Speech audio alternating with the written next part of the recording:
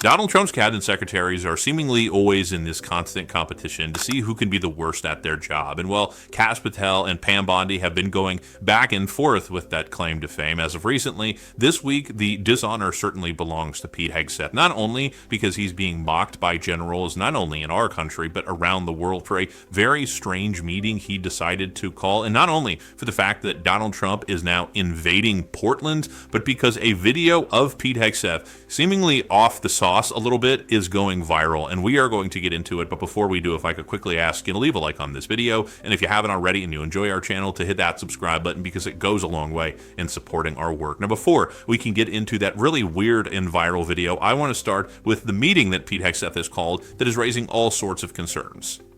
Hegseth mocked for generals meet. Could have been an email. Ever embattled Pete Hegseth is under fire for calling top brass away from their command post to attend a short speech on the warrior ethos. The defense secretary, who now goes by his title Secretary of War and who's consistently drawn criticisms for his prioritization of topics at the Pentagon, has apparently demanded that every military official above the rank of one-star general fly in for a Tuesday meeting in Virginia, even if they're stationed abroad. People with knowledge of plans for that event revealed to the Washington Post that the former Fox News personality intends to make a video of his brief address, which will focus on military standards and culture, and that he asked for top brass because guys with the stars on their shoulders make for a better audience from an optics standpoint. While the White House insists the meeting will serve as a show of force, social media has granted Hegseth little mercy in the hours since news of his plans first broke.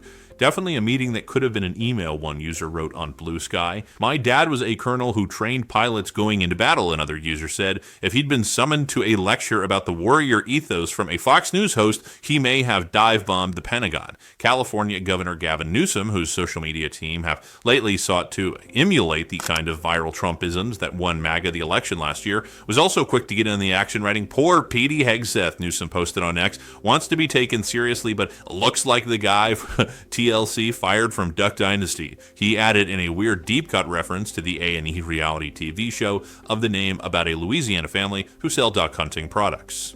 Weak, no brains, no talent, zero future, the governor went on. He wants to be Secretary of War, but cannot even throw an axe or do a pull-up. Sad. So everyone's having a lot of fun with how unqualified and embarrassing Pete Hegseth is, I'm sure, except for those actual military generals who have better things to be doing with their time than allowing Pete Hegseth to make a stupid social media video. A stupid social media video so stupid that Donald Trump wasn't even briefed on it, and even if he was, he's forgotten because it's so idiotic. But listen to what his response was when Donald Trump was asked about Pete's decision.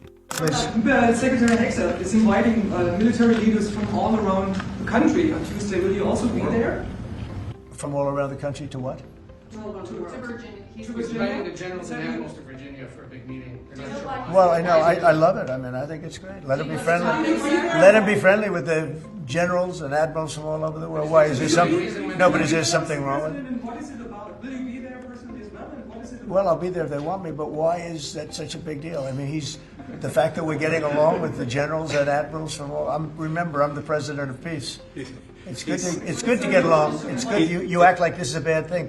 Isn't it nice that people are coming from all over the world to be with us? It's not particularly unusual that generals who report to the Secretary of War and then to the President of the United States are coming to speak with the Secretary of War.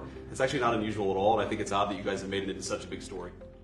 And while Trump didn't know about this meeting, he did know that he was sending Pete Hegseth and Kristi Noem to order troops to protect, in his words, war-ravaged Portland and any of our ICE facilities under siege from attack by Antifa.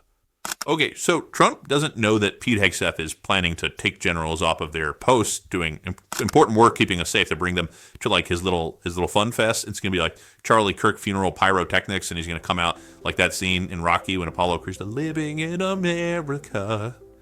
And like that's going to keep us like safe. No, it's not going to keep us safe, not at all. And neither will sending troops to Portland. None of this makes sense. It just underscores and emphasizes how idiotic and dangerous the people in place are, especially when this little video right here of Pete Hegseth enjoying a little Vikings Commanders came out.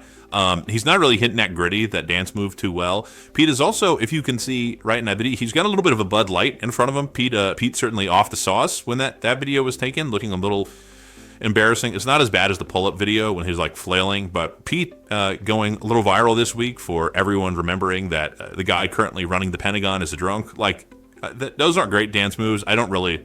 Maybe I'll put it out on members only. Maybe I can hit the gritty and we can do a little competition. But Pete, clearly off the sauce there.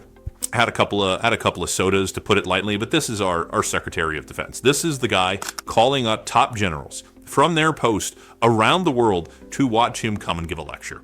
That is what Pete Hegseth is focused on. That is what Donald Trump is focused on. It is all optics all the time for these people. That is so important to recognize, that everything that has happened under this administration has fundamentally been about the show that they can make out of it. Charlie Kirk's funeral was like a WWE match. And I know that people will say, oh, you shouldn't say unkind words or belittle his widow. I don't really care. She married Charlie Kirk. Charlie Kirk was a piece of shit. That tells me everything I need to know about her character. But she's sending out like these email blasts right now, being like, if you miss Charlie as much as I do, then I need you to donate $20. It's like, this is just a grift. It's all a grift. Charlie Kirk's funeral was a grift. Pete Hegseth's little warrior video is a grift. He's just trying to get attention. It's the reason why we saw Kash Patel send out his little tweet saying that he got the Charlie Kirk killer before he did. Had to backtrack that. Why he sent out that little post on Twitter with the Sharpie written anti-ice on the bullet casings. I don't really trust any of that. I don't want to say it's fake because I don't want to go that far. I will say I don't trust it. I don't know why we have to trust the FBI that's covering up the Epstein files. That FBI, I got to trust that FBI. Get the fuck out of here. I'm not doing that. But Pete Hegseth is clearly just a joke. He is a Fox News personality who is incompetent and often inebriated. He was certainly inebriated in that video. I don't know if he'll have a couple sodas, maybe a couple G&Ts before his big speech, get him hyped up. But I also think it's important to point out that video was taken before he was Secretary of War, Secretary of Defense, whatever you want to call it. We'll call it Secretary of Defense. Pete Hegseth, is he drinking on the job? I don't know. Possibly, but that video, I know he said he put down the old G&Ts, but I don't know. His focus is just so clearly elsewhere. But if you want to know exactly where it is, it's actually violating criminal law. And Chris Murphy broke that down right here. You probably saw news that last week the Trump administration took this airstrike on a boat off the coast of Venezuela. First of all, we have sort of no information on who was on that boat or who was killed. It might be, as the Trump administration says, members of a drug cartel. It might be civilians. We don't know. But there's two important things here that are really concerning that you need to know about. First is the president has no legal authority to take that strike. We are not at war with Venezuela. We have not declared war against any of the cartels there. This is a president who every single day is acting like the law doesn't apply to him. That's a problem domestically as he uses the Department of Justice to target and harass his political enemies. But arguably this is a even bigger deal internationally, because if the president can take strikes against anyone, anywhere without congressional authorization, then he can also drag us into wars overseas without any debate domestically. This is the most irresponsible, reckless president America has ever seen, and to let him engage in military activity overseas without the consent of the American people, it's so dangerous. But the other reason this matters is that his stated reason for taking the strikes to try to stop the flow of drugs in the United States, it makes no sense as the centerpiece of a counter-narcotics strategy. The Venezuela-Caribbean route, it's just not the main way that drugs come into this country. And to the extent it is, it's about the cocaine trade. The drug that is killing Americans right now is fentanyl. And fentanyl comes in through the Central American route, through Mexico. At the very same time that Trump is ordering these strikes on the boat in Venezuela, he's gutting the programs that we use to interrupt the drug trade coming through Central America and Mexico. We have dramatically fewer resources to stop fentanyl coming to the United States while we're taking airstrikes against a boat off the Venezuelan coast. This is a recipe for more drugs, specifically more fentanyl, to come into the United States. This doesn't make sense as a counter-narcotics strategy. It is not allowable by law. It's a complicated, important story, but it's a story that we really have to talk about. We have been having right now what I think is an important conversation about political violence in America. Certainly people on the left have. The right has been having a conversation. It's not as important. It's a little bit out of touch. It's very myopic, the view they have of what is political violence. They just want to focus on a select few shootings, which is funny because I thought that they didn't even acknowledge that shootings happened. They don't want to have a conversation about gun violence, of course, but they don't take stock of the attack on Paul Pelosi, the attack on our Capitol, or the attacks that Donald Trump carries out every single day, courtesy of Pete Hegseth and Kristi Noem. Ripping families apart violently in communities in which people just want to build a better life for themselves, that is political violence, by the way. These illegal bombings when Donald Trump and Pete Hegseth decided they get to be judge, jury, and executioner on international waters, violating criminal code, that is political violence too. I know that they don't want to acknowledge that or take stock of it or really care because they don't view all human lives as equal and worthy of protecting. But I think that we as Democrats, when we are working to build back trust in our party, need to have what Zohran Mamdani describes as a universality in our politics. It is not just enough to say we want to stop political violence when it is, of course, acts against political figures. That's true.